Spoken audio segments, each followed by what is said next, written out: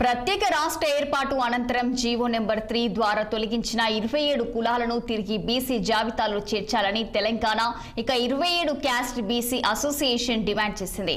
అప్పటి టీఆర్ఎస్ ప్రభుత్వం అన్యాయంగా తమ కులాలను బీసీ జాబితా నుంచి తొలగించిందని ఆ అసోసియేషన్ అధ్యక్ష ప్రధాన కార్యదర్శులు మీరా కుమారిక సన్యాసి నాయుడు ధ్వజమెత్తారు. బీఆర్ఎస్ నిర్ణయంతో తమకు విద్యా ఉద్యోగ రంగాల్లో తీవ్ర అన్యాయం జరుగుతుందన్నారు. 11 ఏళ్లుగా తమ కులాలను బీసీ జాబితాలో చేర్చాలని ప్రభుత్వ అధికారుల చుట్టూ తిరుగుతున్నా ఎలాంటి ప్రయోజనం లేకుండా పోయిందని వారు ఆవేదన వ్యక్తం చేశారు.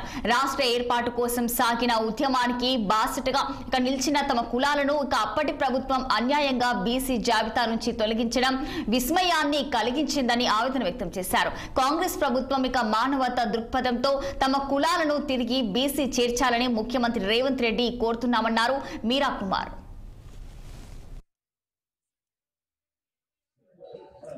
ఈరోజు తెలంగాణ 27 క్యాస్ట్ బీసీ అసోసియేషన్ తరపు నుంచి ఈరోజు మన ప్రెస్ క్లబ్లో ప్రెస్ మీట్ ఏర్పాటు జరిగింది.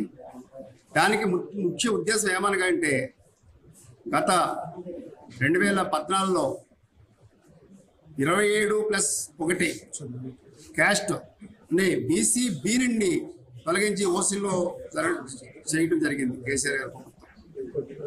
అయితే ఎన్నో విధాలుగా మేము పోరాడాం, ఎంతో మంది నాయకులు కలిసాం, ఎంపీలు ఎమ్మెల్యేలను కలిసాం. కానీ ఈ రోజు వరకు కూడా మా సమస్యని వినే నాయకులు ఎవరో మాకు సరైన నాయకులు కనపడలేదు.